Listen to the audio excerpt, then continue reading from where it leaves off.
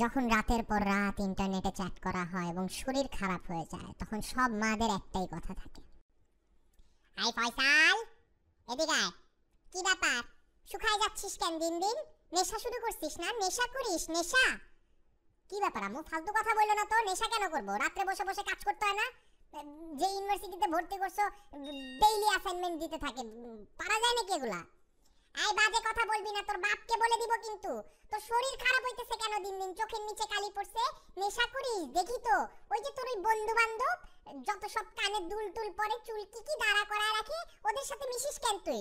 আম্মু তুমি ওদেরকে নিয়ে বারবার কেন কথা বলো? ওরা কি করছে এমন? আমার আমার ওরা ওরা তো ভালো ছিল। ওরা ইনফ্যাক্ট যে আমার সাথে ক্লাসে, ওদের জিনিস দেখো, ওদের এক্সামের রেজাল্ট দেখো। এই তোকে মানা করে দিতেছি কিন্তু, কালকের থেকে তোর আব্বাকে বলে বাসায় নেট বন্ধ করে দিব। অনেক সহ্য করছি কিন্তু সংসারে আসার পর থেকে তুই, তোর বাবা, তোর বোন অশান্তিতে রাখছিস আমাকে।